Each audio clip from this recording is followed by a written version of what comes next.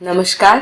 आइए जानते हैं सर्वपितृ अमावस्या पे ऐसा तो क्या छोटा छोटा हम काम कर सकते हैं जिससे हमारे पितृ अत्यंत प्रसन्न हो जाते हैं और हमें सुख, शांति, समृद्धि, संतान सुख, पशु सुख और सभी तरह की मनोकामनाएं हमारी पूरी करते हैं। वैसे तो हर साल भाद्रपद मास की पूर्णिमा तिथि को पितृपक्ष की शुरुआत होती है, जैसे हम सबको पता है। अश्विन मास की अमावस्या तिथि को सर्व पितृ अमावस्या की तरह मनाया जाता है। सर्व पितृ अमावस्या के दिन घर के उन मृतक सदस्यों का श्राद्ध किया जाता है जिनकी मृत्यु अमावस्या तिथि, पूर्णिमा तिथि या चतुर्दशी तिथि को हुई होती हो। साथ ही में इस दिन उन पूर्वजों का भी श्राद्ध किया जाता है जिनकी मृत्यु तिथि हमें याद नहीं होती है।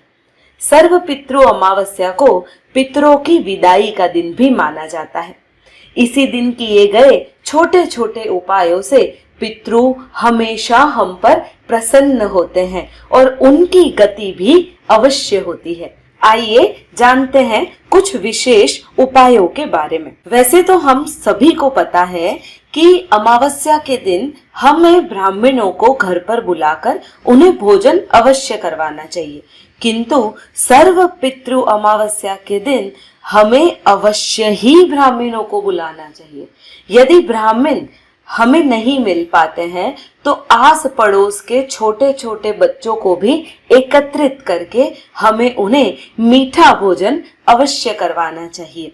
हमें पूर्वजों के नाम से भोजन निकालकर उसे गाय को या फिर कोए को देना चाहिए, अथवा उसे छत पर भी हम पक्षियों के खाने के लिए रख सकते हैं।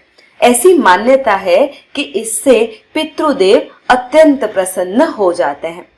आइए कुछ और रोचक दान पुण्य के कार्य के बारे में भी जानते हैं। यदि सर्व पितृ अमावस्या के दिन किसी भी कन्या को चांदी की वस्तु दान में दी जाती है तो उसका फल अत्यधिक हमें मिलता है। हमारे घर में लक्ष्मी की कभी कोई कमी नहीं होती और लक्ष्मी नारायण के सहित हमारे घर में वास करती है।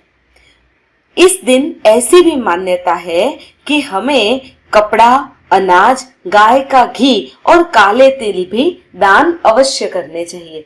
यदि कोई पंडित हमें नहीं मिलता है तो हम इन सभी वस्तुओं का दान मंदिर में भी कर सकते हैं। हमें सर्व पितृ अमावस्या के दिन पितृओं को तर्पण अवश्य करना चाहिए। जिन्हें तर्पण नहीं आता है उन्हें ब्राह्मणों के हाथों से तर्पण अवश्य करवाना चाहिए। तर्पण से पूर्वज प्रसन्न होते हैं और सुख समृद्धि का आशीर्वाद देते हैं। सर्व पितृ अमावस्या के दिन हमें पशु और पक्षियों को भी भोजन करवाना चाहिए।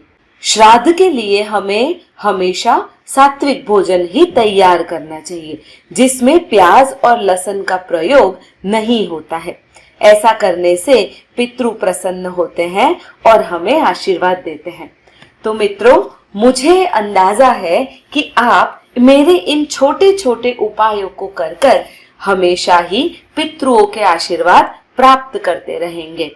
यदि आपको मेरी ये जानकारी पसंद आई हो तो कृपया मेरे वीडियो को लाइक कर दीजिए और मेरे चैनल के आप रेगुलर लिसनर्स हैं तो मेरी चैनल को सब्सक्राइब अवश्य करिएगा। धन्यवाद।